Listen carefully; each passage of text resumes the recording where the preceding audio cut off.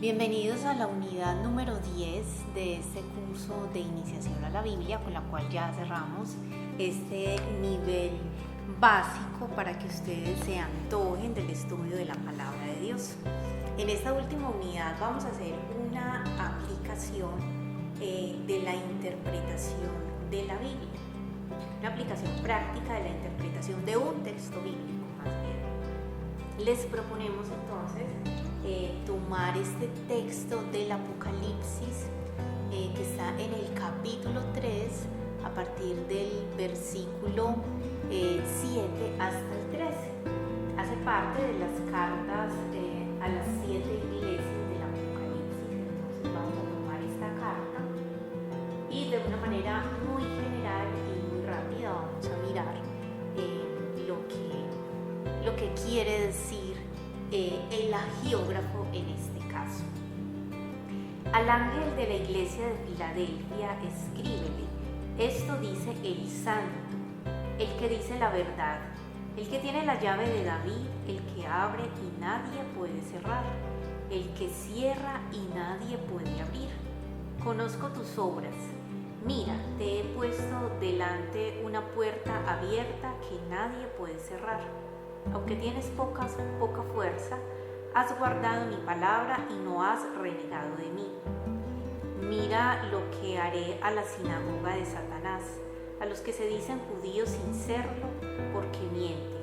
Haré que salgan a postrarse a tus pies, reconociendo que yo te amo. Como tú guardaste mi encargo de perseverar, yo te guardaré en la hora de la prueba, que se echará sobre el mundo entero para probar a los habitantes de la tierra. Voy a llegar pronto, conserva lo que tienes para que nadie te arrebate la corona. Al vencedor lo haré columna en el templo de mi Dios, y no volverá a salir en ella. Grabaré el nombre de mi Dios. Y no volverá a salir. En ella grabaré el nombre de mi Dios y el nombre de la ciudad de mi Dios, de la nueva Jerusalén que baja del cielo desde mi Dios y mi nombre nuevo. El que tenga oídos, escuche lo que dice el Espíritu a las iglesias.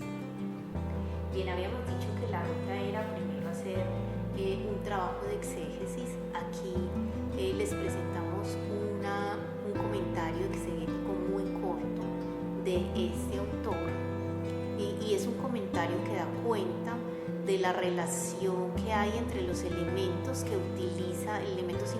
que utiliza este relato y que aparecen en otros textos de la Biblia, textos paralelos. Ahí están citados, ustedes podrían hacer la confrontación.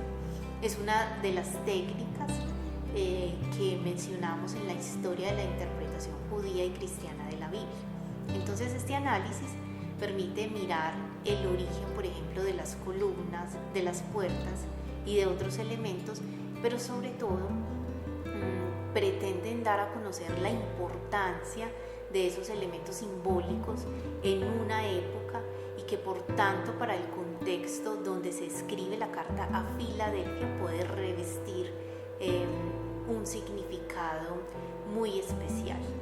Entonces hay unos textos paralelos del Antiguo Testamento sobre todo, donde las puertas fueron importantes, las columnas, etc. Esta sería entonces una exégesis que ya fue escrita, que podemos investigar, así como en otros textos bíblicos, para acercarnos a una mejor interpretación del texto.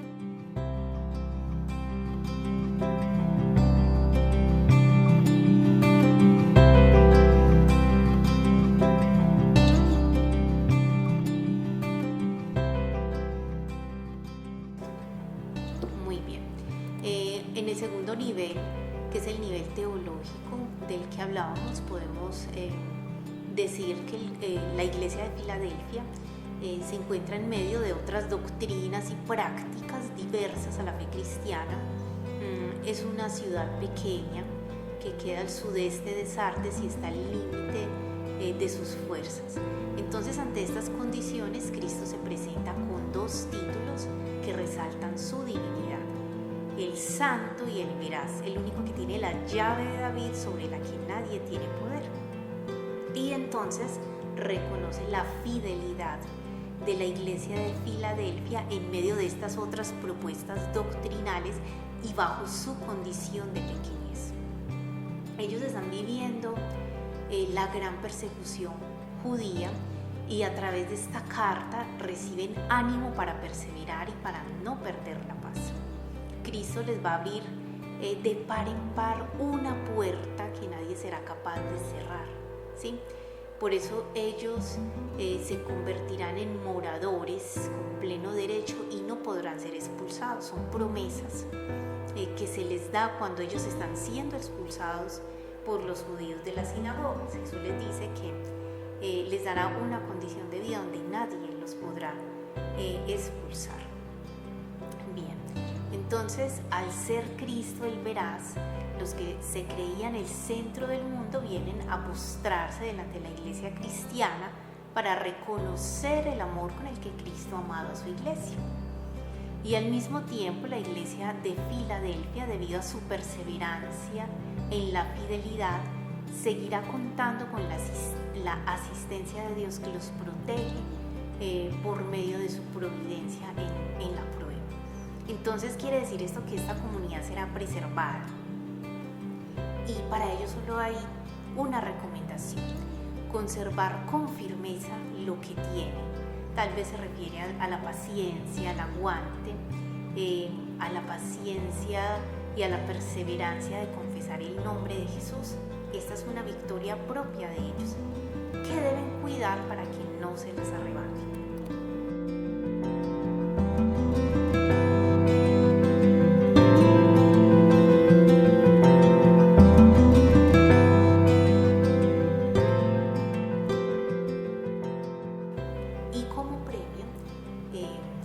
Se les anuncia un lugar permanente en el santuario de Dios, donde a diferencia de la sinagoga no van a ser expulsados y tendrán grabado el nombre de Dios que los hace consagrados a Él. También el nombre de la ciudad de Dios, que es conocido como la Nueva Jerusalén, la cual les asegura su pertenencia a ella, y el nuevo nombre de Cristo, quien les ha dado la victoria. Bien, de acuerdo a este segundo nivel teológico, miremos que ahí está la clave de la salvación, la esperanza, las promesas del Señor y la fuerza que les da Él en la dificultad. Pasemos al tercer nivel, que podemos llamarlo actualizante o aplicación pastoral. ¿Qué nos dice hoy ese texto a nosotros? Miremos que a lo largo de la historia de la evangelización hemos visto que ella va creciendo. Y prueba de eso son la cantidad de comunidades y de movimientos laicales que se han extendido en todos los países, y de la misma manera las comunidades religiosas. Pero sin embargo vemos que al tiempo que se percibe este crecimiento, también hay en ese mismo grado una oposición, una persecución al trabajo de evangelización. Y se da porque el mundo ha avanzado en cuanto a la ciencia, a la tecnología, a las ideologías, etc. Y con esto se han desarrollado otras éticas que han impuesto el derecho al libre pensamiento, que en últimos términos se ha traducido en una oposición al cristianismo, porque se ha malinterpretado el cristianismo creyendo que va en contra de la libertad de pensamiento. Entonces se viene diciendo mucho que cada quien tiene su propia verdad, pero en los hechos se ha constatado que algunas corrientes consideran que su ideología o religión tiene que ser la verdad absoluta. Y a raíz de esto se presentan grandes persecuciones para los cristianos por parte de otras corrientes, incluso religiosas, que han optado por la violencia extrema para acabar con los cristianos. Y los cristianos que han sido víctimas de esto son los que no han ocultado su fe, sino que la han mantenido firme y la han confesado por siempre, y su vida sigue siendo un testimonio del nombre de Jesús.